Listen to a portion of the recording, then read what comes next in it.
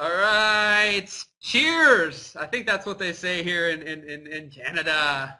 How's everybody doing Yeah. today? We got a great XI show planned for you guys today with Lennie of F-Stop Academy. How you doing, buddy? Very good, thank you, sir. Good, good, good. Tris, how you doing, buddy? Man, doing all right. Doing all right. It's a nice day here in Chattanooga, Tennessee. Can't complain. Good, good, good. Well, I'm here in Toronto, everybody. I'll be in Toronto this week, then I'm in London next week, and then in New York the following week after that. So some crazy times, but excited to still be able to connect here today. For anybody that's new, I see some of you in guest mode. In guest mode, you won't be able to interact with us. You'll just be able to listen. So the second half of the show, we take your questions. If you guys want to ask questions, you're going to have to use the submit a question button below Den.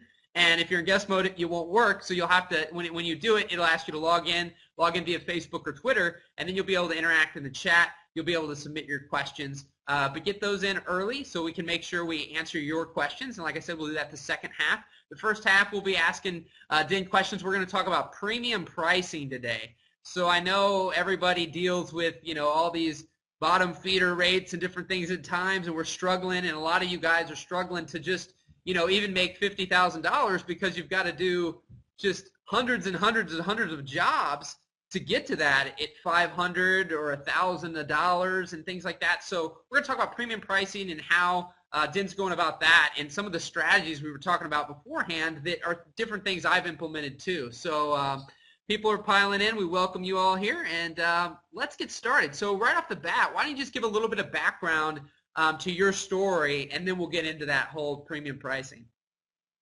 Sure. Well, I in a time before Twitter, I was a sort of broadcast television lighting cameraman.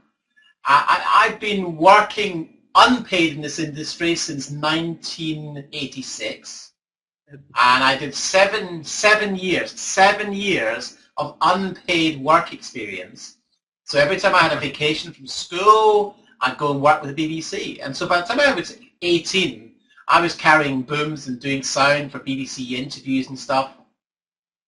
And I just picked up a camera at 16 and I loved it. I knew when I put it on my shoulder, I wanted to be a cameraman. So I went to film school, studied photography, film, TV, and then got a job in network television. Started on $15,000 a year as a junior sound recordist. Then I started shooting, started editing. I used to cut two-machine Betacam SP front panel machines of manual editing for news, current affairs for a breakfast TV station. Then I moved to the BBC and got a full-time job at the BBC shooting news, current affairs. Then I went to work in London and moved to another broadcaster. Then I went freelance, did 4 years of traveling the world, shot in 50 countries, travel programs, sports, current affairs, news, entertainment, showbiz, celebrity, everything you do as a network TV cameraman. And then I bust my leg in 2001 filming on Mont Blanc in Chamonix in France, and had to kind of retire from filming. So moved into camera rental, then built that business up, added about $1.5 million to the bottom line in 3 years because of just business, acquiring new business. Got a small share in that company, sold that share, and then moved into sales, did a couple of years in sales. And the reason I went to work in a sales company was I wanted to earn $150,000 a year. And they said, okay. So I kind of broke that $150,000 a year as a staff employee. I wanted to learn selling. I wanted to learn what it was like to work in a business that was generating $30 or $40 million a year. How did they do it?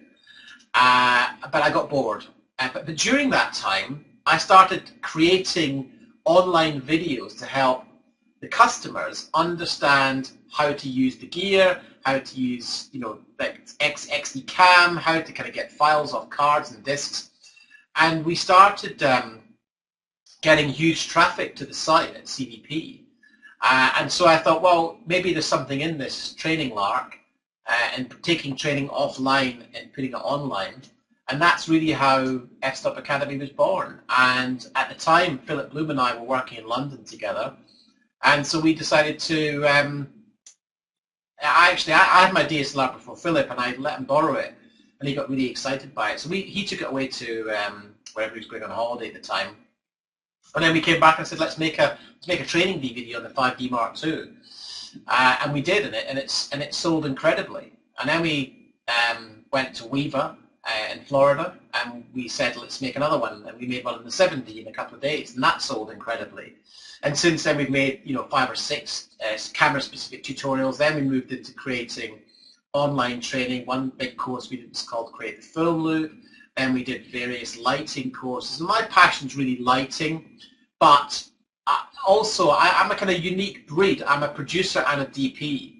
I like doing the business. I like doing the selling. I like looking after the numbers, and I like being creative. And what I realized was a lot of creative individuals struggle with selling, struggle with the idea of selling a creative service.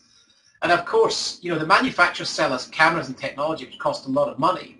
So if you're not charging adequate pricing for your services and delivering a premium product, how can you afford to live? It just, it's crazy. And hopefully we'll touch on this quite a lot tonight, but I come across so many creative individuals who just are not charging anywhere near enough. And I'll give you one example. A guy I deal with came to one of my classes. I told him to triple his prices.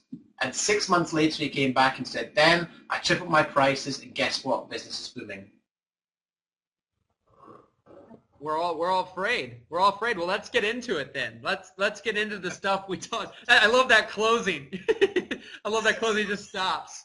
It's a perfect stop. So we were just talking about Mitch beforehand. Look who showed up to the call to listen to you today. Freaking Mr. Hey, Mitch.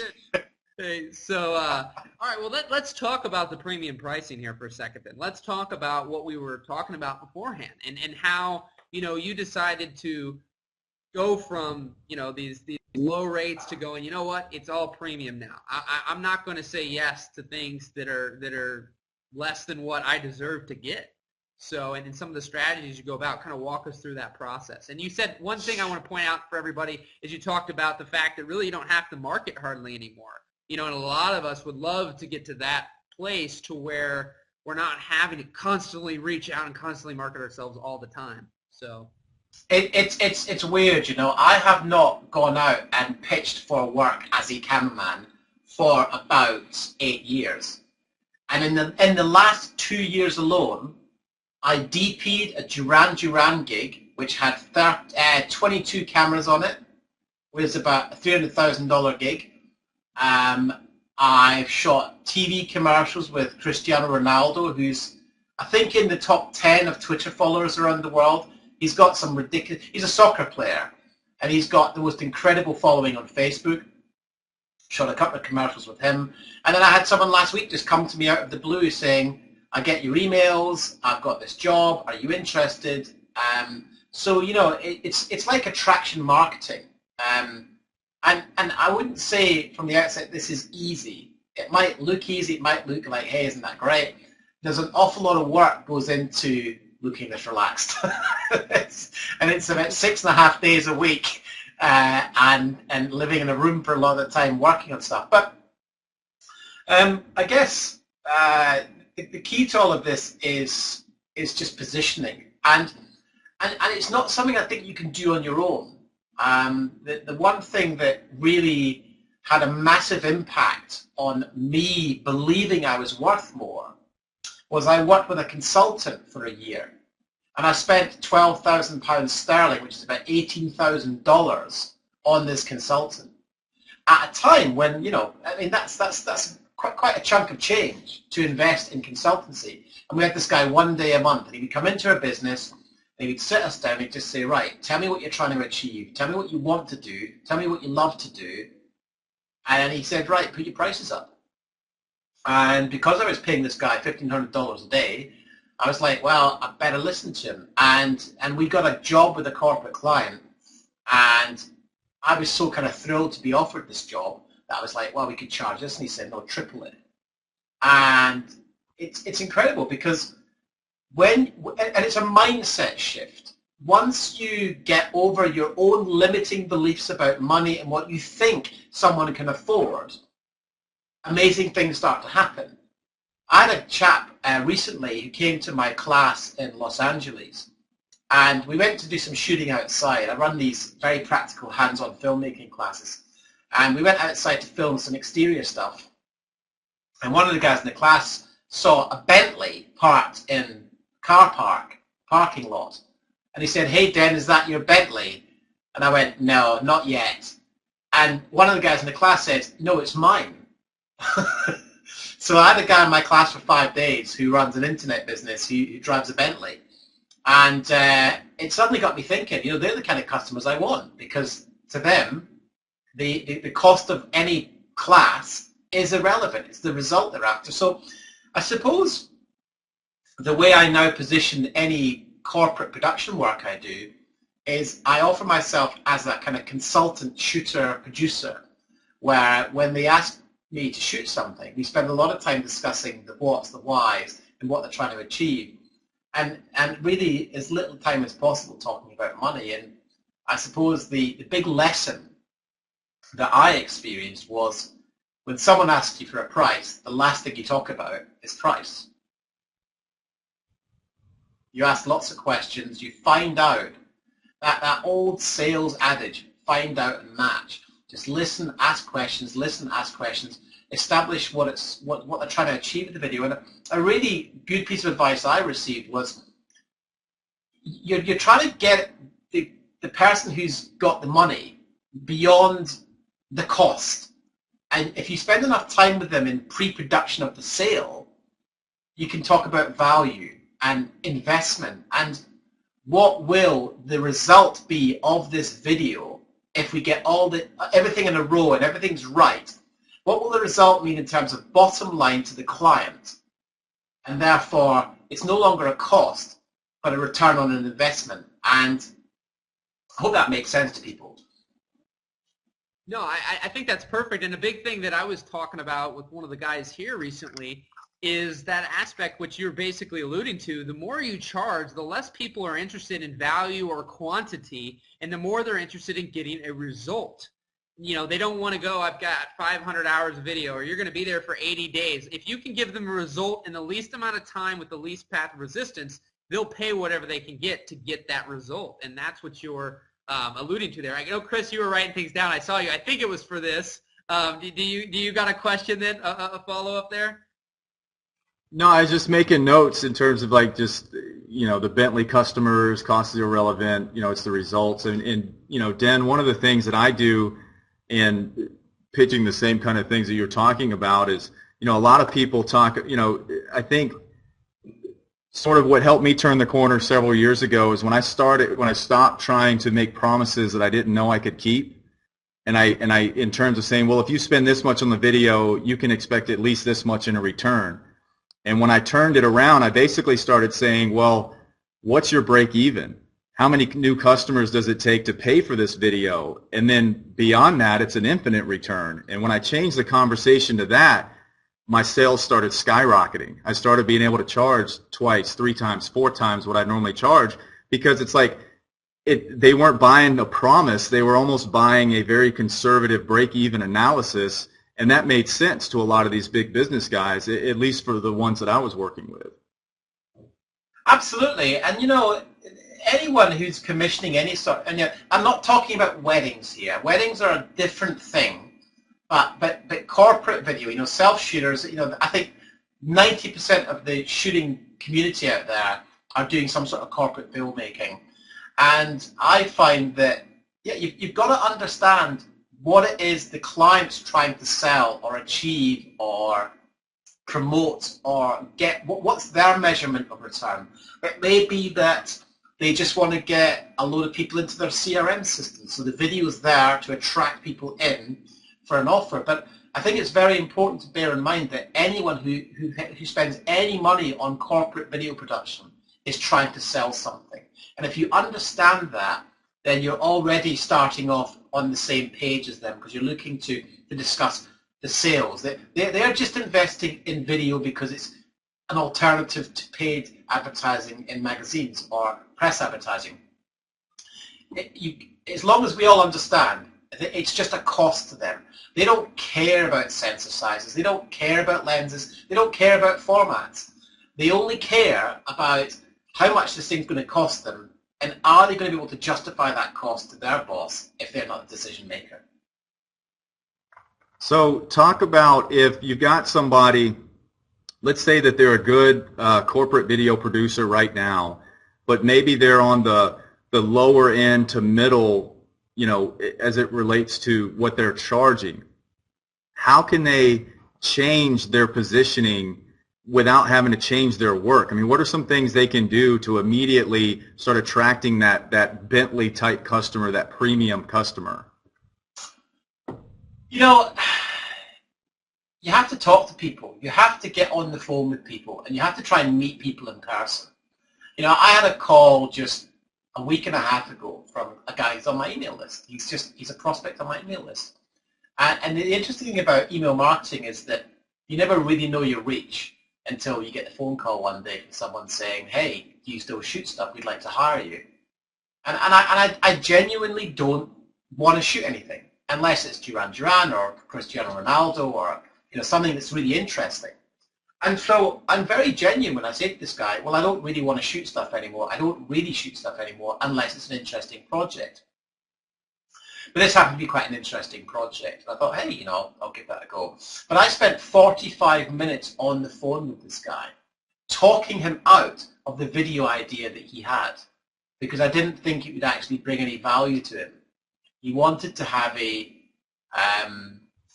video made of a product he manufactures. It's a very unique product. It involves DNA and security seals, and it's a spray that sprays on DNA to any product you want, and it's amazing. But in his mind, he wanted a kind of CSI New York style promo video to send to his dealers. And I said, like, well, we can do all of that, no problem, but how is that going to help you sell more products? Anyway, to cut a long story short, we spent 45 minutes talking about delving into all these things he was trying to achieve with the product, what they were trying to do with it, who they were trying to reach, I said, who's your top 20% of customers? You know, who is it, if they lost them tomorrow, who would be the next group of people? So we got to the end of the conversation and said, what you need is an EPK. You need a press kit with video interviews, B-roll, transcriptions, so that all of these news outlets who are looking for stories you can send them that material, and you can send them a cut film if you want, and then you've got some assets. You're making the job easier for the media outlet to tell the story about what you do. So that was quite an unusual example, but I was due to shoot a documentary with a guy in the UK called Robbie Williams, who's the kind of UK's #1 male-selling recording artist. It could be a feature-length documentary. So I was on a block pencil for like 10 days. Now that slid, and it's not happening at the time being. But that was great positioning, because he said, well, we want to shoot this next week. I said, I can't. I'm shooting this documentary with this big celebrity. So there was a lot of positioning going on, and it was all factual. And then I called him up and said, look, it happens that this has slipped a bit, so I've now got a bit of a window. Then he went quiet, and I thought, right, they're freaking out about the price, because at this point I hadn't given him a price. And then he came back to me and said, oh, we've had a meeting, we want to do this job now, how much is it going to cost? I said, well, I gave him some figures. I said, you're looking at about $6,000 to $7,000. Now, it's a one-day shoot and a 2-day edit. It's a one-day edit, really, but with changing, allowing time for changes, and encoding and uploading and color grading. So it's about a $6,000 to $7,000 job. But at all times, I was like, not really fussed if this is going to happen or not, so that's my price.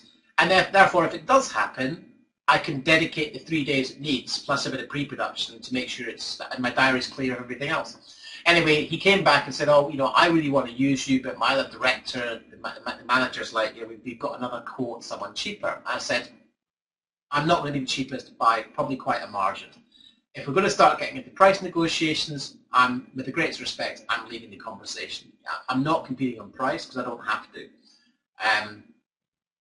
I said, just before, you know, if you can't afford me, which is a very powerful statement you can make to another man, if you can't afford me, which is great psychology, just before you make the decision to go with anyone cheaper, just be sure that they understand the broadcast requirements. Just make sure they understand what's needed in terms of X, Y, and Z. And I reeled off, 5 or 10 benefits that he hadn't even thought of. But what I did is I put a seed of doubt in his mind that the other guys might not get the 5 things I just stated. I work for the BBC, I work for broadcasters, I know how newsrooms work, I know when TV channels are looking to fill content, every day is just a blank sheet of paper. So I said, I know how to position all of this content so that a TV station will bite your hand off to take it. So there's a lot of additional value before we've even got anywhere near what we're shooting it on, when we're shooting, all of those logistical things. So I think you have to spend a lot of pre-production time with your clients, educate your clients in stuff they don't know about, because then you become a partner and you're understanding that they've got to justify a certain level of spend to a manager somewhere, or even if they're a business owner, they still got to justify that spend to somebody, usually their wife or business partner. And if you're dealing with one person, they've got to then convince the rest of the team. So there's a lot of pre-production work, a lot of legwork I think has to go into winning a job. But for me, it's worth it because the yield of the job is so much higher. I now earn, if I'm shooting, I earn 3 times what I would have earned had I still been a jobbing freelance cameraman. And I do better jobs, I have nicer clients, and I enjoy it more. It's a very strange mindset, and even just saying this out to you guys is weird because 18 months ago, I didn't believe that was possible. So, I think if I can do it, then anyone can do it. And there's a Japanese phrase. The Japanese do not have an expression for good luck. Their expression equivalent is keep going. And I think the thing I've learned most in running a business is you have to just keep going and not let go. And that's hard at times. It is hard at times. But, the pricing thing is something you just have to... you have to work on it. It's a mindset for yourself. You have to remove yourself from any kind of preconceived notions you have about money. And they can come from your parents and your upbringing. I mean, I was brought up, my father was a printer earning $30,000 a year when he retired. Well, he got made redundant, My mum worked in a shop. We didn't have a lot of money growing up. But that's a real driver for me. I want to achieve a certain level of success because I enjoy the comforts that brings. And, Gebs, you've done some work with some incredibly wealthy people, and it is a mindset, isn't it? Yep, absolutely. 100%. I mean, that's exactly, obviously, on some level, you've spoken with somebody on the Tony Robbins terms because the things you're talking about, that idea of abundance, of scarcity, of these different psychological triggers, your story that you tell yourself. And sometimes, like for everybody out there too, that I think is really important that you pointed out. 18 months ago, guys, that's almost 2 years. If you're hearing that too, like this isn't you can make a shift today. Tony talks about it, you make a shift now. But the thing is, it still takes months, weeks, years of executing this new mindset to really get the results. And you have to be willing, like you are doing, to walk away at times. Too many of us, we're always in that cycle because people are going to keep coming for lower prices or whatever, and you're afraid to not have anything. So you're afraid of saying no, but with your power in the psychology. I think we lost them there temporarily. He's frozen. See, is he back? Yeah. So, it is really. I want to be really realistic here. It's very hard emotionally and psychologically to want to break the mold of what everybody else is doing. And if you want to be an entrepreneur in your business, you have to be prepared to make a lot of sacrifice, a lot of personal sacrifice, and you have to be prepared to. It's a pretty lonely existence at times. But if you believe that what you're doing is going to achieve the results you want, I love the expression that an entrepreneur is prepared to do what most people are not willing to do, so that 5 years from now They can do what nobody else is able to do. And that isn't just about yielding a certain number. Another huge shift I've had in my life and my business, and this has taken work and working with consultants and investing in training and investing in education, with mentors. I was at a one-day course yesterday with a mentor of mine, is letting go of money as this emotional attachment to money. I now just regard money as a transactional item. I no longer think of money as piles of cash. I don't actually care about money at all. I have no emotional attachment to it. It's just a number. What it can allow me to do is give me freedom, and that's what motivates me. The reason I'm working so hard in my business is because I want financial freedom. I want the ability to choose where I go, when I go, how I travel, and how I live. And that is everything that I'm trying to do with my business. Well, and Den, what I want to say is I'm hanging out here at the event in Canada. You all hear me? Yeah, you're there. All right. Okay. And we were talking about how everyone needs a coach. And I love, if you guys aren't hearing that, if I heard correctly, you spent $18,000 on a consultant to help you, with your life and your business. And there's guys here that I'm friends with, multimillionaires, these speakers at these events, multimillionaires. Some of them are coaches, and they have coaches because we need people who can see what's going on. Even though there's things that we know already, when someone else can look at us and see that much easier than we can see it, because it's right in front of us. It's hard to see what's right on the other side of you because you're blocking it. But somebody else can come in and go boom, boom, boom, and that's what you've got to do. And so, that's what a lot of people take for granted when they're growing their business, is that they don't want to invest in themselves. They think they can do it all alone. But you know what? Tim Ferriss, who's at this event, he said, if I want to become a New York Times bestselling author, I go talk to New York Times bestselling authors because they've already done it. I don't go talk to somebody who hasn't. And so many of us are all talking to our friends who aren't getting by either. And our friends who aren't getting by aren't going to be able to give us advice to help us get, do better. And that's the thing that we take for granted sometimes. You've got to go to somebody who's been there, done that. So that's great stuff. Any other questions?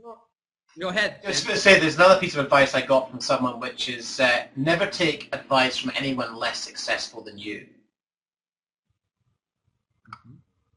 Because, it's true, if you're going to take financial advice on how to grow your business, you want to take that from a guy who's doing 7 figures, because that's what you're trying to get to. And the other thing I'll just add about working with a consultant, we spent all that money. It wasn't a magic bullet. And please don't think that just by spending a load of money on a consultant or training, it's going to get you there. You have to implement, and the speed of implementation is something I'm really working on just now. Is if you have an idea for something, do it. If you start asking people for should you do it, or what do you think, you're right, Gibbs. It's really tough as well with social media. You go into Twitter and people are asking each other for advice all the time. Who's the person giving you the advice? And have you done any due diligence on actually what have they done? What have they done in their life beyond being on Twitter and calling themselves an expert? It's important to do your due diligence. And I know tons of people who are not on social media who offer me incredible advice, and they're busy working on their business, and they're having great success. And so I want to model them. And the great thing about all of this, and especially what you guys are doing with Create Insights, is that you don't have to do this on your own. You can get into an environment where you can work with other people who are going through the same pains. And I mean, I'm in a couple of coaching groups, and the value of just saying, hey guys, can you check this out? What do you think? You're amongst like-minded people who are prepared to invest something in their business. And so I think you just separate from some of the noise that's out there. And I've met some great people on social media. I think it's a very valuable way to interact with people, but it's not where I get my business advice from. That's a great point. That's a great point. And it's so about surrounding yourself with like higher quality people. That's what I did. I had to cut some people out of my life because they were toxic.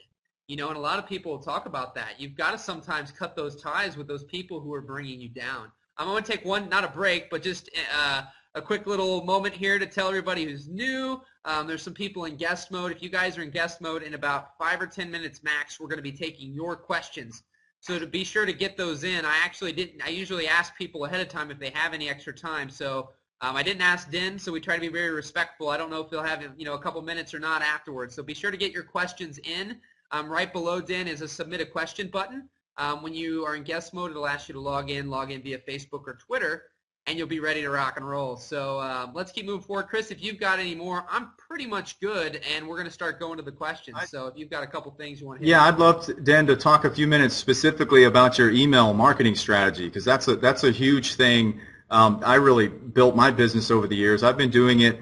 Honestly, I've been really lazy the last couple years, but prior to that, you know, really built my business with just the follow-up concept of email marketing. So I'd love to hear just kind of your approach on how you attract people to sign up for the list. What's the content that you're sending, and how often are you sending it?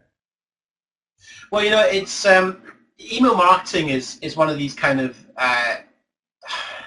it's so powerful and it's so effective that people don't believe it. It's too good to be true. If you speak to people anywhere, let's take social media and go, hey, you know, what do you think about sending emails to attract clients? I guess 90% of people will say, no, you don't want to send emails. You don't want to spam people. And the thing is, spam is when you are emailing crap to someone that they don't want or they haven't signed up for. So what do we do with our email marketing? We offer really great content for free. And what we ask in return is a name and an email address. And then what we ask people to do is just confirm that they are happy, that they have signed up for this, and that they want to get this information. And then we send them, our email sequence is 26 emails in it over a 2-month period. So if you sign up for our email list, and you can do this on our website, fstopacademy.com, we offer free reports on the 5 common mistakes made when buying gear. We have other reports on the 7 steps to creating cinematic video. We tend to focus on skills training.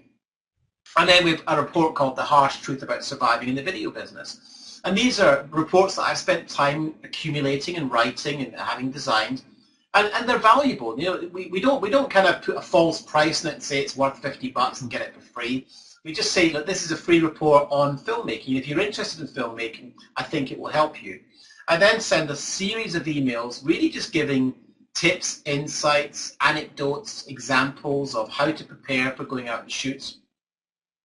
And what I'm trying to do with that is build someone up to kind of trust that I'm somebody they might want to buy some products from in the future. You know, I'm not doing this for charity. I'm doing this because I'm running a business. But I give a lot of information up front for free to build a relationship. And then I hope that once that relationship's gotten to a point where it's secure, I'll say, well, hey, if you liked all this stuff, we've got this really amazing product over here all about lighting interviews, for example. And we've got a lot of people on that program now. And what we do is all of our programs, other than the DSLR products, which are getting a bit old now, we host it in an interactive members area. So you access the content, you can ask questions under every video, you can interact with other members, so we build a community. So yeah, it's all about building a community, but ultimately I have a the ability to email my entire email list with an offer or a suggestion, or it might be a discount on some gear from a company at the push of a button.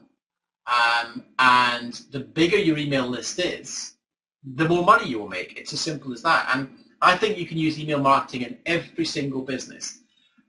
If there's no reason why you can't email your customers once a week, or even twice a week, or even 3 times a week. If the information is relevant and you let your customers know up front that you're going to be sending them a lot of email, and they sign up on the basis that you're going to be getting a lot of email, but at the bottom of every single email they can unsubscribe and never hear from us again. So it's, you know, it's just kind of, it's pretty straightforward. It's permission marketing. It's allowing people to give you their permission to market and give them information which is relevant to the subject that you're ultimately selling. And we don't hide the fact that we're selling stuff. I mean, if you go to our website, there's a lot of free content on there, but there's also a lot of content you can pay for. So what I would say about anyone who's thinking about using email marketing, who's scared about upsetting people, my sort of philosophy is this. If someone's going to get annoyed by you sending them an email when they've taken a lot of free content and you're offering them filmmaking advice and you're saying to them, look, this is an offer, it's a genuine offer, it's going to save you money and give you great content, and I would be doing you a disservice if I didn't compel you to take advantage of this. And if you're not into this, maybe you're not that serious, maybe you shouldn't be on my list. If they unsubscribe, that's a good thing, because they don't really want what you're selling, and there's no hard feeling. It's like, hey, if they're going to get upset by an email, they're probably not going to buy anything. And I think you can send emails to any business. Give your quote. You got to give the quote that you gave earlier. I just, everybody will love it. You remember from Dan Kennedy what you said? Oh, right. So Dan Kennedy is a mentor of mine, and Dan has been a direct response copywriter and marketing expert for 40 years. He's celebrating his 40th anniversary. He has two great quotes. One is, most of the population are walking around with an umbilical cord in their hand looking for somewhere to plug it in. So that's the first thing. So there's plenty of opportunity for whatever it is you sell and whatever market you sell in to give people great value. That's his first quote. And his second quote is, if you invest in creating an email list and running an email list and all the content that goes with that, he said, you email them and you email them and you email them till they either buy, die, or unsubscribe. Because here's the thing, if you're thinking about sending emails and you think, well, I don't want to send people too much email, because you're kind of sitting there going, well, I wouldn't want to get an email every day. But here's the thing, how much email do you currently get that you don't even see? Or you might see it come into your inbox and go, I must read that later, and then you never get round to it. The reason that you send so much email is that people probably only read 1 in 3 or 4 emails. So if you don't send lots of email, your message doesn't get through. It used to be known in selling sort of conferences that there were 7 points of contact before you'd win a sale. So if you're working with a client, you'd have to contact them in 7 ways before they'd get to a point where they'd make a buying decision.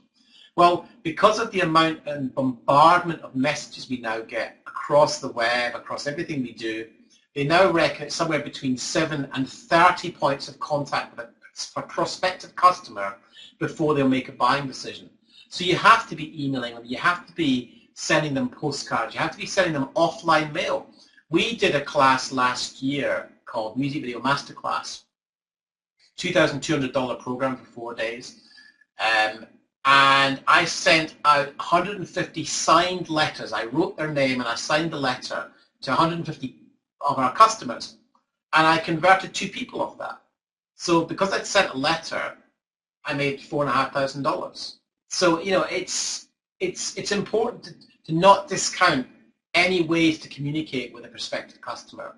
But it takes some balls, and you've got to develop a thick skin and ignore people who go, oh, you're spamming me, everyone's opted in and double opted in. So what happens, people forget they've opted in, or for whatever reason they're having a bad day and they get an email and they don't like it. So, it's part of this process of consultation I went through with this mentor.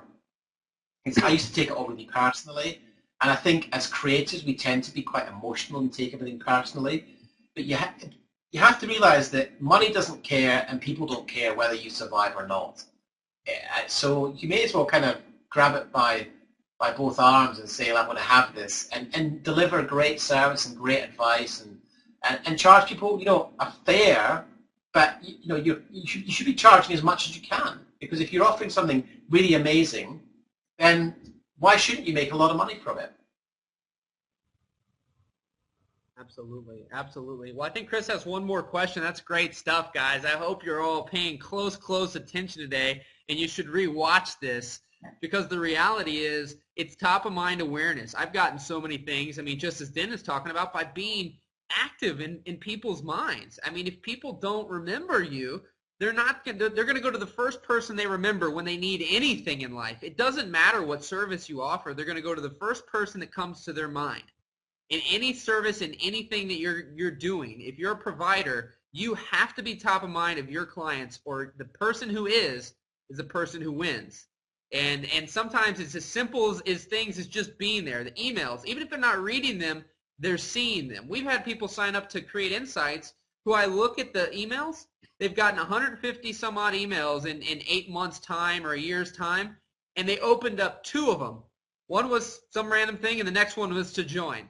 That was it. They didn't read any other email, but they kept seeing the content. They kept seeing things.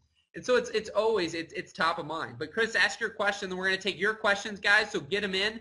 We'll probably cut them off pretty quick, so make sure you get your questions in. So what I'm wondering, Dan, is have you had, and he's gone.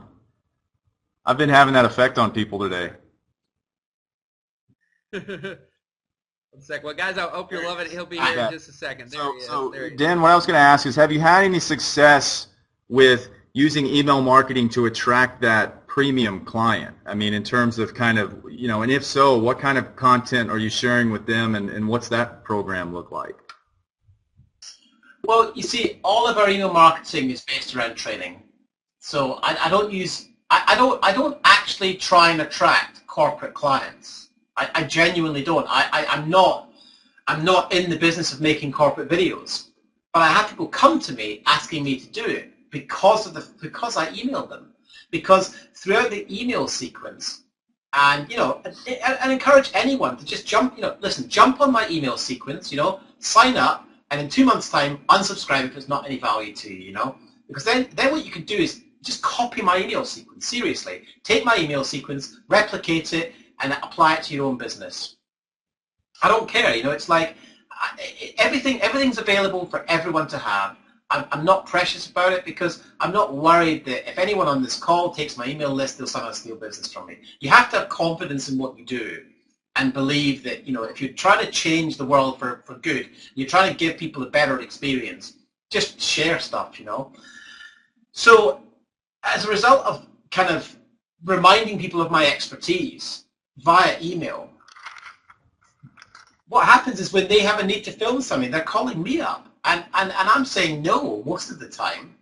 But then when you say no, something really strange happens. When you say to someone, no, I don't want to do it, they just want you more. And that allows you to put your prices up. So yeah, no, I have not used email marketing directly to attract customers, but I'm certain that it would be very easy to do. And actually one of the advantages of, when people come to my classes, we run very small classes, 8 people maximum. We spend a lot of time talking about this stuff, and I give away all my kind of dark secrets in these classes about, not just the skills training, but how do I sell, how do I use email, how do I charge. And there's a whole, the email marketing allows you to position yourself differently to someone who's not using it. And I think that's the way you've got to look at it, is how many businesses on this call, I wish we had a way to do this, how many people on this call actually use email marketing out of the 62 people that are on the call? I'm guessing less than 5%. So if you guys on this call, okay, were to go and use email marketing from tomorrow and email your customers once a week, you're going to have a 52 times better chance of winning the jobs than the rest of the community who can't even be bothered to turn up to this call and get some good free advice. So I think anyone that's on this call should feel really good about the fact that taking time, and I'm very grateful that you've taken an hour out of your life to listen to me rattle on, and I hope that I can give you lots of ideas and lots of insights that, even if you take one of them and just apply it, and what's important is to implement it and do it. And if it doesn't work, don't worry about it. Fail fast, move on. A lot of people try things in marketing, it doesn't work, and then they give up. And what I've learned in the last 18 or so months is you just have to keep going. Things work to different degrees. Some of our classes sell out like that. Some of our classes seem to not sell for ages, and then there's a rush at the end. It's so difficult to predict that you've got to just stop trying to predict it and actually just do it. And just be doing so many things that if you're doing enough things, like we use, if anyone's been on our website, you might find you're being delivered ads, specific ads. on a number of sites that you visit after you visited our website. That's something called remarketing that you use with Google. We spend probably $1,000 a month on Google pay-per-click adverts and remarketing and banner ads. We probably spend $1,000 a month on Facebook ads. And all of this stuff is to attract more customers into our sales funnel and to attract more people into our training. And the big sort of take home for me in the last couple of months has been investing in buying customers. Rather than sort of waiting for customers to come to you, actually going out and paying for advertising and paying for Google advertising and Facebook advertising and LinkedIn advertising. Whatever market you work in, there is no excuse for attracting the most customers, more customers you can possibly know what to do with. But you have to be prepared to spend money on something which in the short term may be a cost. You may not even break even. But there's a kind of stage you have to go through where you ride out that period, and then you got to work out what your average customer is worth. And there's a lot of levels to this, and I think it's great that guys like Chris and Gebs exist to give you folks an opportunity to be involved in a platform that can help you navigate some of that, because it's tough. I did it all on my own, but having said that, I've worked with a lot of mentors, so you have to be prepared to spend money on yourself, on your education, on your knowledge, on your guidance in business if you want your business to grow. And I would never have been able to charge 3 times what I was charging 18 months ago without spending the 18 grand on a consultant. He helped me believe in myself, and I think that's what consultancy and networking and mentorship and coaching groups can help you achieve. So anyway, I'll shut up and then we'll maybe take some questions. I love it, Dan, man. You are so spot on, man. I mean, I appreciate this call today. I think everybody's saying this is an awesome interrogation. Everybody's loving this. It's just so good. You're hitting all of the points so perfectly.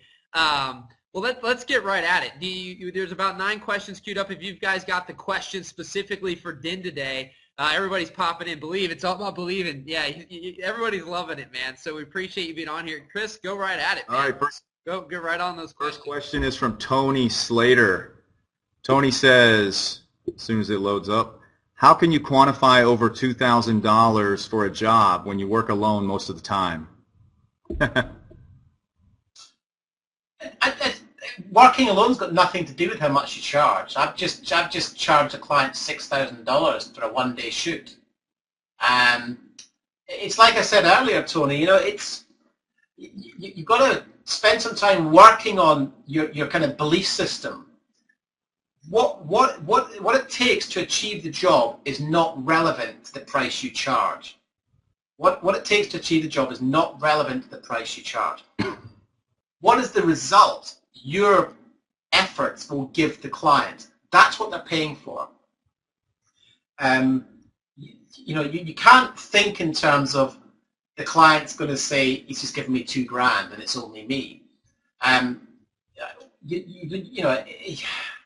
It's tough because it's hard to cover this in a podcast call like this, because there are so many things at play with your own psychology, your own perceptions of money and charging. And I'm trying to think of something I can give you that will start you on that journey. But first of all, never, ever, ever talk to clients about gear hire and lenses and tripods and sliders, because they don't give a monkeys. They don't care.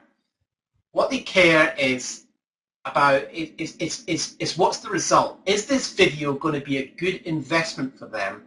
Is it going to give them a result? And certainly don't send your clients gear lists of what they're getting for the money. It's about positioning yourself as an expert, and if you do that through email marketing and other means, and doing things like this where you get on a call and get exposed to somebody else's market, and spend time with people, build relationships with people. If you build a relationship with a client who's in charge of a budget, who's likely to hire you for video, get to know them personally. Go and see them, hang out with them, have a meeting with them, have coffee with them, keep persisting till you get that relationship.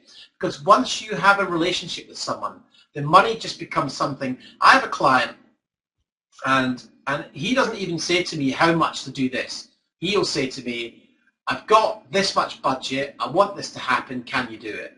And it's got to a stage now where it's so informal. He just goes, yeah, I can do this, I might be able to find a bit more, and I'll be able to have a very honest conversation with him about what we can achieve for that, and he'll say, well, I'll go and find some more money. But because we have the relationship, the money becomes irrelevant. And I appreciate that for a lot of people that is not where they're at just now. And I totally understand that. You have to be prepared to say no to clients and lose some clients. And that is a big mind shift. When you start to kind of believe in your value and what you bring to a client, once you get to that point, then you can start to say to clients, I cost this. Like if you want to book me to shoot something, I'm $2,000 minimum just to turn up. And I tell clients that, and I do not negotiate that. So when I tell them that, I say, I'm $2,000. Then I shut up. Yeah. I don't go, oh, but then I can give you a discount. You have to, it is a journey. It is definitely a journey, and I don't want to pretend to anyone that this happened to me overnight. It was something I had to spend a lot of time working on, and it took my mentor to help me believe that I was worth that. And now it just rolls off the tongue when someone says, how much do you cost? I'm like, yeah, this. Awesome. Perfect. All right, this next one's from Ishmael. He says, can you have a separate carrier? I want to be a physicist and be a filmmaker too. Absolutely. Now, a lot of people I work with in my classes are, I have a guy who's an airline pilot. He's a BA captain. He has an FS700, he has CP2s, he has like the Satchel tripod, and he loves making films when he's not flying. You can absolutely have a dual career. In fact, I positively encourage it, because if you have a career where you're doing something which pays quite well, then you can afford to learn. You can afford to take time to learn. You can invest in the gear you want to invest in, and you're not relying on making money from that business. But absolutely, I see no reason why you can't have two careers. Sweet. All right. This next one's from Jonty. Jonty's a Create Insider. What's happening, buddy? Says, hey, Dan, do you think there will always be a need for video professionals? Let's see what else he's got. Like all of this, I'm so passionate about what I do, I sometimes think, what if one day the need for businesses to outsource video production will fizzle out? I hope we're here to stay. I think it's a very good question, actually, because I think video production is changing. I think a lot of companies are bringing production in-house. But equally, there are so many more outlets for video. There are so many more people needing video that I tell a lot of my customers, go and pitch. Just go and knock on doors. Go to every business you can possibly go to and say, hey, you don't have video on your website. Do you know that YouTube is the most amazing source of free traffic? It's the world's second biggest search engine after Google, and Google owns them both. If you put videos on YouTube, you'll get traffic to your site. It doesn't have to be really polished video, but let me help you with it. And again, it comes back to having the confidence to go in and talk to clients and talk to them in your own time where they're not paying anything, and offer them an opportunity to dip their toe in the water of video. And you might even want to say, you know, the biggest mind shift for me in growing my business was giving stuff away for free before I got anything back in return. So if you go to a local florist or a baker store or a cupcake shop or whatever, I mean, there are any business on the high street, and look at their website and see if they're using video, and go and speak to them and say, well, you know, what would it mean for you to have 10 more customers a week? How much would that mean to you in terms of bottom line? So if I make a video for you for free to test this, and you get a success with it, would you agree, and you can have this all written down, would you agree to get 5 more videos from me at $1,000? And this is assuming you can film this in a day and spend a couple of days cutting. you can kind of approach people who have no idea and probably think they should have video, but they don't know how to do it, and maybe Uncle Bob's going to help them, but he's not got round to it. So you can actually go and be what's the word I'm looking for? You can go and go fishing. Go and actually find the work yourself. Go and offer people your insights, your knowledge. Do some research. Talk about the value of video, and help them understand it. Simon, I can see Simon Banks is on the call here. Simon's a company we do business here in London. Simon has a terrific corporate video company called tallboy.co.uk, and they're doing great because Simon spends all of his time with clients, talking to clients, making sure the clients are happy. He doesn't shoot anymore. He doesn't edit anymore. He doesn't even know how to use the software anymore. He's removed himself from the business because he's basically the chief marketing officer. He goes out and he speaks to clients. And Simon and I were both at the same event yesterday, and it was crazy because in a room full of 650 people, we were sat within 3 rows of each other, unknowing that we were going to be there. So, I kind of got off track there, but yeah, basically go out and find the work. Don't wait for the phone to ring. And you can do that through email marketing, you can do it through Facebook advertising, you can do it through LinkedIn advertising, you can do it through Google pay-per-click. Give people the information they need and help them on the journey. And I guarantee they'll never go anywhere else, and they'll certainly not worry about pricing. Perfect, man. You're knocking it out of the park. People are really loving this today, I can tell. Great, man. All right, so I'm not sure exactly how to pronounce this name, but I had a guy that I played football with in college that we used to call Magic, who spelled his name like that. So I'm going to say Magic. So his question is, how much do you guys charge? I know that's very general, but maybe just break down like a day rate or maybe kind of a range for editing. I mean, I'm not sure. So I charge, let me just work this out because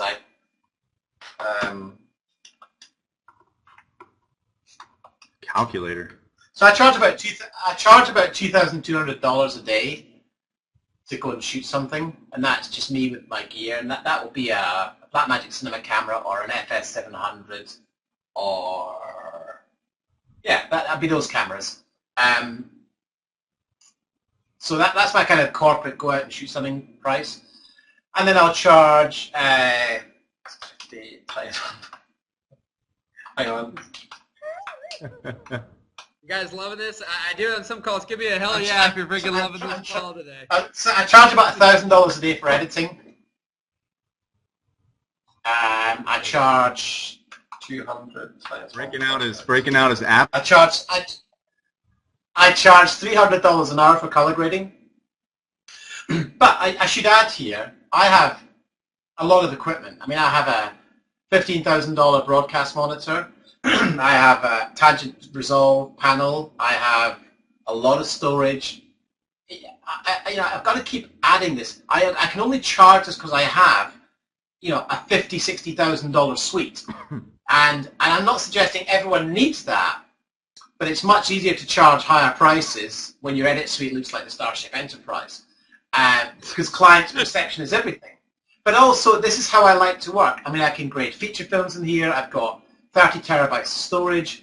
I've got LTO5 backup. I mean, I've invested a lot of money in this system so that when I bring client work into here, if a drive goes down, I've got like 3 backups. I've got a system. I've got a workflow.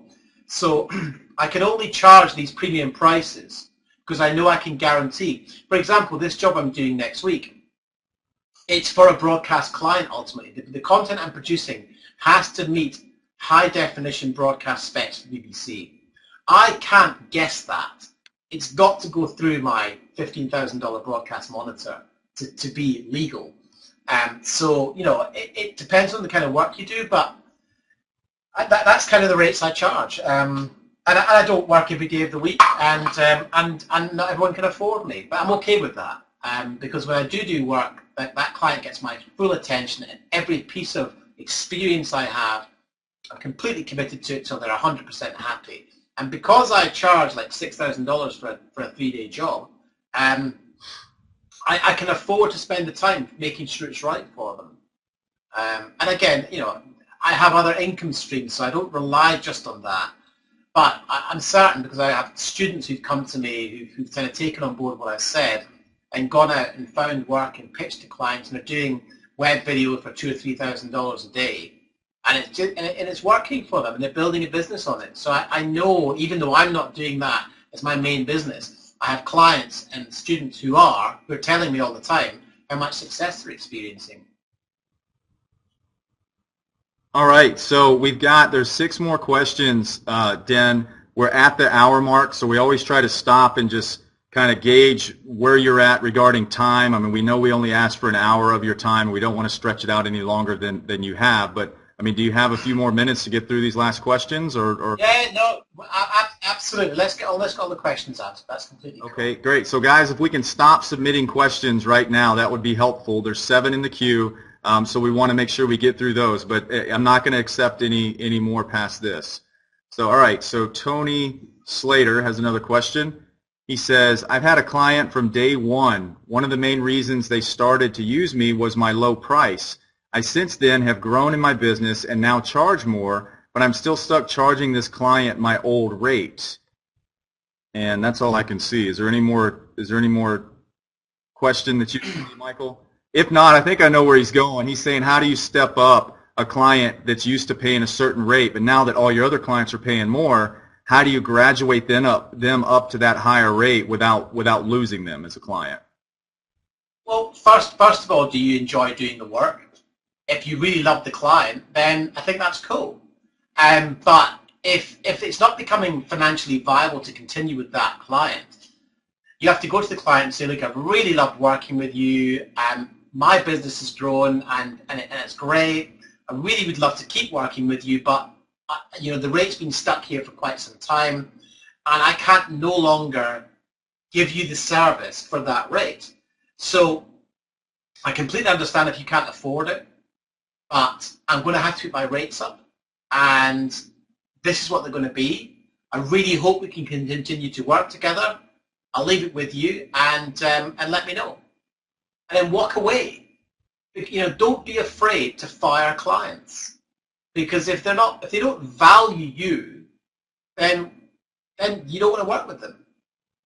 Well, it's as simple as that. I mean, somebody told me years ago, which is one of the reasons that I doubled my rates pretty much overnight, I guess back in 2005. And, somebody said, listen, Chris, what's the worst that can happen? If you double your rates and lose half your clients, you'll make the same amount of money working half the time.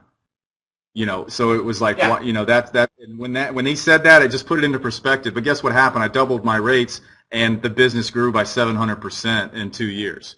And so, because those same clients, if they really enjoy working with you, they'll find a way to pay for it. And honestly, they probably feel a little crappy because they've been screwing you all these years anyway for doing it for so low. Yeah. So I think you're right. I mean, if it's a good customer, they'll find a way to keep doing business with you. Or maybe they'll say, well, listen, we can't pay twice as much, but we could pay 50% more this year, and then maybe next year we can, step. But just because we have to set our budgets each year, so that's how you can move them from where you are now to where you want them to be over. And again, it's all about the relationship. If you have a relationship with your client, and you're not just, there's something that I think is very sort of prevalent in this industry, and that is, there's a certain level of video production and video producers who are just hired like plumbers or electricians. They're just service providers. And if you're just a service provider, you're always going to be competing with every other service provider. If you become a star that helps their business, then you become an asset. And I think shifting from just being a provider to being an asset is very important. That's great. Hey, real quick, guys, if you guys are loving this, and put the link on here and help share this. If you guys are really loving the show today, if you're on expertinterrogations.com, there's some like buttons, some Twitter buttons. Share it on Twitter, share it on Facebook. Help spread the love here. The more people here, the better. There's some great content going on today. We appreciate all you being on live. There's 64 of you. I always say this. It's always funny. If you guys are listening, then do that for us, because it's so easy for you to do those couple clicks, and it really helps out. I mean, that's what you guys want to do in your business. You want people to help you, to help spread the word. So if you could do that, because always check it. It feels like we get half a dozen, but I know you're all on Facebook at least. So, if you've got some forums or something, help spread the love and share this. So I just put the link in the chat. So thanks, guys, and keep on keeping on. All right, next question. I just wanted to dip in. Can I just Chris, there's something here. There's a guy called Mike Gorga who's got a comment here which says, I can imagine telling my client I needed $300 per hour for color grading. Laugh out loud. They'd say, do it right the first time, laugh out loud.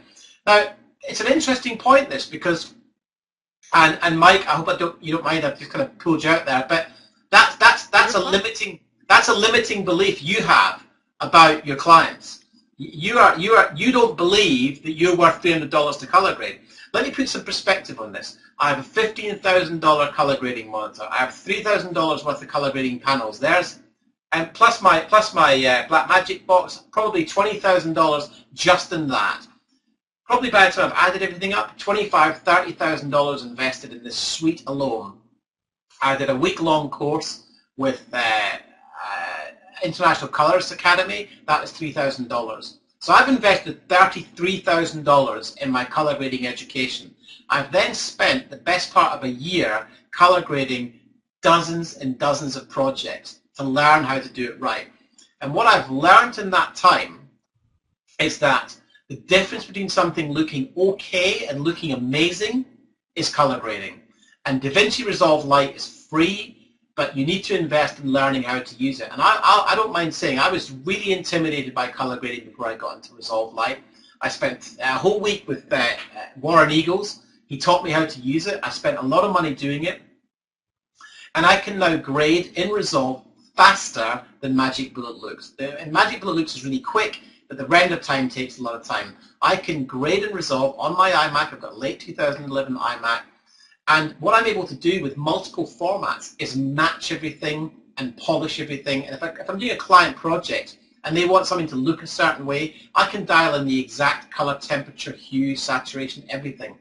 And what I'm able to do with clients, and this might be something to think about, guys, is that I can show them before something's been color graded, and I can show them after something's been color graded. I can show them a split screen. And when I present that to them, because I like to have face-to-face meetings and say, this is what color grading will bring to your production. They don't know what it is and they don't need to care. But when you show them the before and after, they always want the after, and they'll always invest a few hours in color grading. And okay, even if you get 2 hours color grading at $300, it's all about breaking up the work that you do to make that film and making sure you charge for it, rather than just like, hey, everything's here, my day rate's my day rate. Color grading is a separate skill which I've invested time and hard cash in. So I want to get a return. So I've invested 30 grand, I charge $300 an hour. And it's just a good mindset to start educating your clients in the processes that are involved. And most clients understand process. So when you break down your quote, if you have to, break it down into different processes that have different amounts of time attracted to them. And those times have different hourly rates. It's a great way of upping your quotes and your invoices up front by letting people know that all this stuff takes time. And whether or not it's you doing the editing and you doing the color grading is irrelevant. Someone has to shoot, someone has to do sound, someone has to be assistant, someone, if you can get that in there, someone has to do the editing, someone has to do the color grading, someone has to do the sound mixing. It's all different processes. And clients understand that, if you're going to manufacture something, you need a guy to make one product and then a guy to finish it and a guy to do something else. Every manufacturing process is a process. So if you talk in terms of process when you're trying to sell your filmmaking, I think you'll get on better. So hopefully I just wanted to pick that up because you've got to be careful not to limit your own capability by believing that, oh, they'll just laugh at you, because you know what? You have to educate them. All right, this one's from... He's saying that's fine. Go ahead. Go ahead. No, go ahead. Oh, you're fine. I was just saying I don't know what it said now. I was just putting a little quick follow-up from Mike. I'm not sure what it said. Mike's actually a Create Insider also, and I think where he's coming from is from the side of, if you're dealing with a corporate client that has no idea what it even is, it's hard for them to accept that. But I think, Den, what you're saying is accurate in the sense that if it's a service that you want to sell, just take the time to show them the difference. Like you were saying, take the interview clip of the CEO of the company and say, here's without color grading, here's with color grading, and see, you know, and that alone could be, you know, the VP of marketing or the marketing director goes, I want the CEO to look like that. So let me squeeze another couple grand out of the budget to make sure that you can do that to everybody who's in the video. But it's like doing photography and not applying Photoshop before you send the client the pictures. You know, you can do things. If you're working with women who are mature, you can just take a key off the skin tone of their face and just soften down the skin. That's a very powerful piece of cosmetic video production. And you know, Mike, if we ever get a chance to meet, I'd love to spend some time with you, helping you understand how to present this to a client, because if I'm ever in the same town as you, I'll come to the client meeting with you and I'll present it for you, because I believe so strongly that this can be achieved. And you know, it's just having the time to learn it, and then the time to present it, and having the relationships to go in and educate a client. Just say, you know, if you want me to do this, it's an extra $300. I'll do you 2 hours to the price of one. What I sometimes do is I'll say to a client who wants me to shoot something. So the client job I'm talking about doing next week, he just wanted me to film something. And I said, yeah, no problem, but if you like, we can do the whole production. Who's doing your editing? We do the whole production. And when I quoted him, I said, I'll give you 4 hours color grading for the price of 2 if we do the post-production.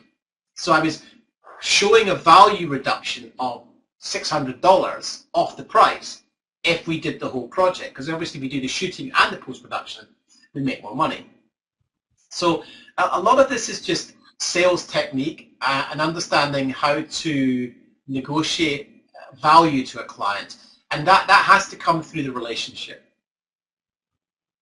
Well, I want to add one quick thing that I think too, that what you're alluding to is that aspect of we're always just lumping everything into one. And I want to give one really quick story. I had done a project for somebody like maybe in 2007, and at that time, because I wasn't good at it, and I guess I had learned already even at that time that things I wasn't good at, I needed to somehow hand off. Well, I had handed off the going through all of my interviews, and they had to pick out the sound bites they wanted. And then fast forward to now where I've got a team in place who really is good at doing that. When we did a new shoot for it, it would cost more and everything else. He happened to mention, oh, we're gonna, you know, take care of, you know, the sound bites, all that kind of stuff, whatever. And she goes, you mean I don't have to do it? She goes, oh my gosh, this is so great, because she understood how difficult that was. And I think the thing is we always just want to lump everything in and act like it's such an easy process. But in reality, like you're saying, there's so many steps to a production. And if the client doesn't understand that, they just think it's easy. It's just, oh, it takes 5 minutes to change that, right? Oh, it takes 2 seconds to do this. But if they ever have to experience it, or you can show them and educate them, then it's a whole different story than just, you know, lumping it all together. And that's how you're able, what I'm gathering, you're able to charge for those separate different services because they understand the process that goes into it, like you said. So. Right. Yeah. All right. So perfect. Chris Q. Hi, Dan. Love your site. You have a podcast that you run, and I'm curious of how operating a podcast can benefit someone's video business. And secondly, will you be revisiting your podcast soon, as it seems it hasn't been updated in a year? I think it's called Industry Insights. Well, yeah, you know, we test a lot of different things, and part of my consultation with my mentor was, he said, look, you've got to decide some of the stuff you just can't maintain. And podcast was one of those things that we just let slide to the side because it was a lot of effort to make them, and I hadn't found a way to really kind of engage the audience in a way that we get subscribers, for example. I've got some more on the hard drive which I might put out at some point, and it's nice to hear that people like them, Chris, because there's so many things we want to do and just not enough time, and so we have to focus on the things that help us grow our business first. And podcasts are one of these things that I really enjoy doing. In fact, I'm due to go to Cinegear in a week's time, and I'm thinking about just reviving the podcast. And I'm very fortunate, since doing the Revenge of the Great Camera Shootout last year, I've become very friendly with Bruce Logan, ASC, and I'm now kind of a regular at the ASC Clubhouse, which is a complete brain. For me, it's amazing because, like, you know, I go to the Clubhouse and I hang out with all these amazing DPs, and so I want to kind of use that relationship now that I've built up a bit of time. I've been there 4 or 5 times to kind of grab interviews with some of these big DPs and try and grab even 20 minutes to get their insights on things. So, yeah, Chris, it's not gone away altogether. In fact, I was looking at it just today, and yeah, I think we probably will bring it back at some point. You know, if you're not on our email list already, jump on there, and when we do bring it back, you'll be the first to know. Sweet. All right, we skipped. I skipped Charles' question in the heat of the moment, so I apologize, Charles. I'm going to get you back on here. It says, when working with a client, do you write the script or just present a concept? I mean, I'm probably the wrong person to ask. I don't do too much client work. Generally speaking, they have an idea of what they want. You know, for example, this job I'm doing next week, there is no script. I've led them down a path of creating an EPK, and for anyone who doesn't know what an EPK is, it's an electronic press kit. So it's going to be 3 or 4 sections of B-roll, interview with this the scientist, and we'll probably have everything transcribed, and then we'll cut 1.5 minute version of the piece, and then package up the rushes in an edit-friendly format, load them onto Dropbox, make sure the links are there for clients, and sort of manage that process for them as well. But as far as scripts go, I mean, I'm basically leading it. The guy who's contacted me doesn't really, you know, he's an enthusiast. He shoots really well, actually, but he's asking for my expertise to help lead him in the process. I've started speaking to their PR company, so, you know, I'm getting involved. I'm becoming a partner. I'm helping them. I'm not just turning up like a service provider to shoot the video. I'm getting involved with the PR, the head of marketing, to understand, to introduce myself to them. And then, hey, this is a really other good benefit. It's like Jason's got me involved in the company, but nobody else knows me. So they trust him. But if I can get more stakeholders in the business buying into what I'm offering, if Jason suddenly leaves the company, I'm not leaving myself exposed. So that's really important as well. Is to just, you know, relationships. I can't emphasize how important that is. All right. I'm just starting my I'm just starting my business. My intention is to be able to fund the projects that I want to do. Is that something that you've done yourself? I'm guessing like passion projects, personal projects. Yeah, I mean, I think that's a great reason to run a business. Isn't that kind of why we all run businesses in many ways? You know, it's there to fund the lifestyle that we want, and the lifestyle doesn't have to mean Ferraris and private jets. It's just the lifestyle is, you know, being able to travel to places you want to travel to when you want to travel to them. It can be just taking. My wife and I took a few days off, you know, a few weeks ago, which is quite rare. We took a Thursday, Friday, Saturday off, and we just went away. And that was nice to have that choice. And we didn't go very far. We drove like an hour and a half from where we live and stayed in a hotel. But anything you do, you know, if you're starting a business to shoot lovely films, then why not, you know, use a video business where at least you're behind the camera making mistakes and learning stuff to fund your films that you want to make. Absolutely, it's a great idea.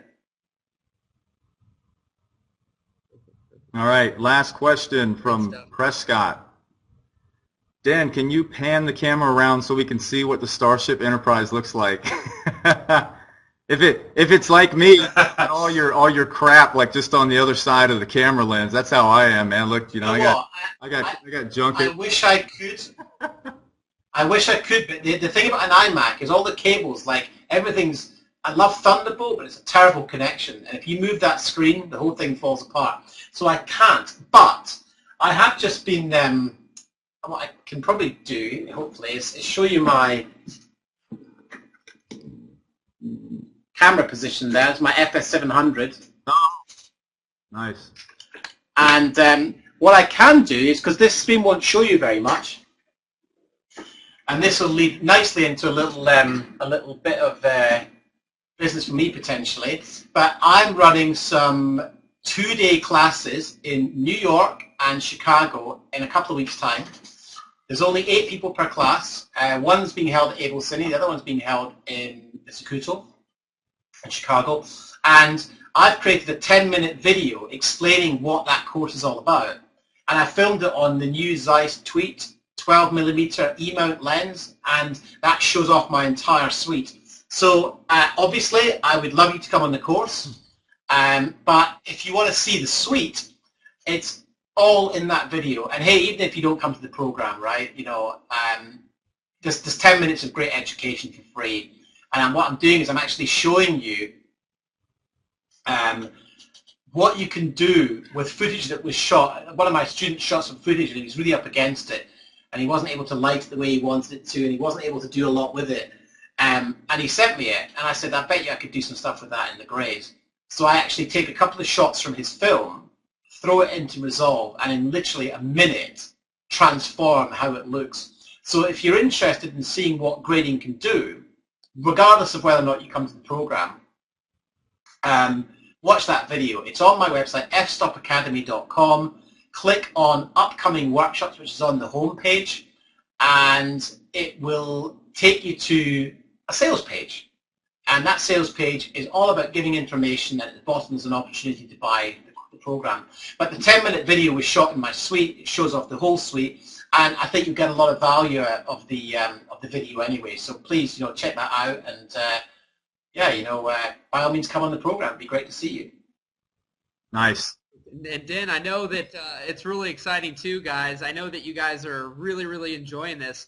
I was talking to Dan beforehand, and I know that we're going to try to do some joint promotions kind of together on some stuff for the programs that he has going on, and then for his people, letting him know, what we've got going on. Because what's really great, guys, is we have a great complement to each other, because we've kind of vowed overall to stay very business focused.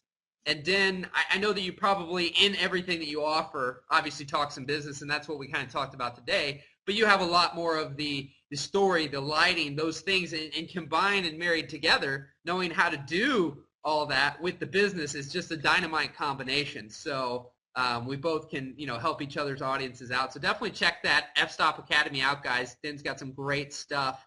And, it's that balance. When you can really master both of those things, that's when you can really crush it. Because so many people know how to, they're that starving artist. They know all the creative, but then they don't know the business. And, and then the opposite side, you either know the business and you don't have the creative. So it's like you can do well, but when you can do amazing work like you're providing, I mean, I've seen some of those concerts and things. When you do amazing work, and you can really charge those premium rates, which is what we talked about today. Yeah, absolutely. And none of this is easy, I don't want to make out that I'm just some sort of crazy businessman who doesn't care about art. I mean, the one thing that's nice about running a successful business is you can buy art. We went on the weekend we had up, we bought some lovely art from a local artist in a small town somewhere. But also, I love to shoot. It's my biggest passion. But I have a house, I have cars to pay for, I have a life to pay for. So without the business, none of that happens. And so you can't be afraid to sell, It's like, I've got 68 people on this call. I hope a couple of you are going to come to my class. That's part of the reason for doing the call, was having something to promote, because you guys are potential customers. And I hope that by you coming in and spending an hour and a half with us, and me giving you all of this for free, you kind of trust that maybe I can be trusted with your email address, and then you get more free stuff. And at some point, I will attempt to sell you something, but it'll be something that I believe is of great value to you. So you can't be afraid to sell, because that's what pays for everything else. And selling can be fun, I love selling to my clients. It's a really rewarding, creative process. Sweet. Well, and then, and the thing to take in mind, everybody, guys, is that aspect, and he even said it ahead of time too. 26 emails of value before he's even selling, and there's a million variations in that people can do. But the reality is, it isn't, even though he's selling. All of us are selling something on some level because like Den said, Chris knows we all got to survive. we just can't do everything for free all the time. But the reality is the more you provide value to someone's life, the more easy it is to then ask or not even have to ask. I mean, you'd agree, Den, that when you've provided massive value to someone, they feel almost compelled to give back because of how much you help them. I mean, Mike Gorga, who is on this call, I'm going to call him out again. He's been called out a couple times. Mike said, hey, I've been freeloading off you guys for months now. I think it's only safe to say that I join. And so the thing is it's like everybody's at a different place. Some people will go and join today. And some people might go to your site, get on your email list, and not join a program for 2 years. But if you keep providing them value, it's like the Apple. The iPhone comes out, there's 1,000 people in line waiting 25,000 hours when 3 weeks later they could get it and stay in their home, right? So everybody's different. There's a customer, Chris says all the time. There's a customer. And here's something else which is really important, that, you know, we're going to continue to do this, create insights Next Up Academy, regardless of the action anybody takes on this site today. We're going to keep going. And so it's important to remember that, you know, I would love for everyone to sign up to my list. And please don't take this the wrong way, but I don't care if you don't, because it won't make any difference to me. It could make a massive difference to you. And that's something else I've learned, is that not everyone's going to agree with what we say, and I don't mind. You know, I'm not saying that I've got the only path. You have to form your own opinion about how you grow your business. All I could say is if you come in and spend time with me in a class, for example, you will leave transformed. And I know that because 50 or 60 people have told me on video what a great experience they've had. So if it's helped them, it might be able to help you. And similarly, you know, if you aren't on Create Insights already, I mean, these guys are not charging nearly enough for what they offer. You know, they should be charging $2,000 or $3,000 a year for that service. So there's really no excuse to get stuck in there, because those guys are completely committed to giving you great value every single day. And why on earth would you not spend that money to kind of get stuck in with these guys and get them every day when you could? It's crazy, you know. We're just going to start offering it. We're going to start offering it for free, but just with a guarantee that we get 10% of, you know, additional revenue that you generate based on the stuff that we teach you. That'd be a better deal, wouldn't it? Well, we already would have made $1 million, I think. No, well, we appreciate it. Well, Den, we'll let you go here. We're going to give everybody a push. We've taken up plenty of your time today, guys. Everybody on here, as soon as this is over, and Den, obviously for your audience too, there's always a replay. If you guys are on, I'll link it up here really quick. expertinterrogations.com. On his page, there's an email sign up to get on our email too. We'll promote, you know, Den some more of his stuff. You'll want to see what we're going to combine on, because that's going to be awesome. But you'll also get notified of future calls. But if you guys have an expert you'd like to see on the show, use the link right above us, which is the suggest an expert. And then also there's the training replay where we have some great free information too. We're both providing great information to people. So you guys got lots to sign up, lots to check out. But definitely check that stuff out. And there's all the replays from all the old calls. I think we've done something like 25, 26 of them since February. So we try to do one every single week for you guys and deliver massive value so that you guys can have massive results in your business, because I know that not a lot of guys out there taking the plunge like Den and us, you know, to help you guys. You know, so many people just want to kind of help you here and there, and we're here to help you on a regular basis, which is how you guys can make massive changes in your business. So I think that's a really good point as well. You know, we're all invested in training and education for the long term. So there's a lot of people going to come and go. So, you know, make your decisions carefully, whether or not that's with us or not. You know, just make your decisions carefully. Do due diligence on who you're going to get your education from. That is so true, because there's a lot of stuff out there where people, you know, they don't, and they go really quickly, and that's why, you know, with Den, there's a track record. With us, there's a track record. I mean, there's so much to look at the results that we're getting for people, because Den was talking about all these guys record on video. Same thing for us. We sit here and we've got all these testimonials of people getting massive results. So it's really powerful. And I want to add, for anybody, Den, we've got, if you want to tell your people too, we've got something that we've put together for our members that's a email marketing guide. And quite frankly, Chris, I'd be really great if anybody, only if you're on the email list, you've got to sign up today, but I'd love to send everybody our little email marketing guide that we've got. But you got to sign up and you've got to ask us for it, and we'll send it on over to you. It's part of our program, which you can get all these other ebooks, but Den, we could share that with your people too. It was something we didn't really push too much. We did an audio download, an audio recording for it.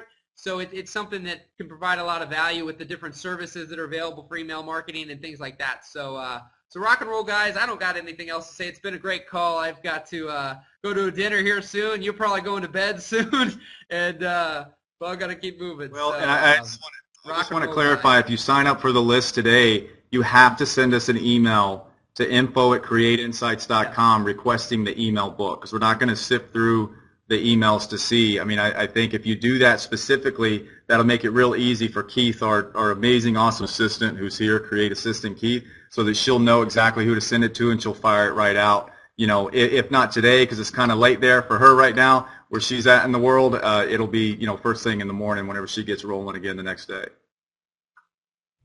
Perfect. Rock and roll, guys. Well, thank you very much for having me, and I'll be happy to come on again and talk about anything you want me to talk about, you know. That's awesome. Perfect, my friend. We'd love that. We'll add you to the Facebook group too if you want to ever chip in any advice on there. I know people would love that. We have a great private community over there, and you know, if you ever have any insight from time to time that you want to pop in there, that'd be phenomenal. So fantastic. All right, thanks. Thanks, guys. See you later. All right, thank rock and you. roll. Bye. Cheers. Thanks, buddy. We'll see you later. Thanks so much. Thanks, everybody. Rock and roll.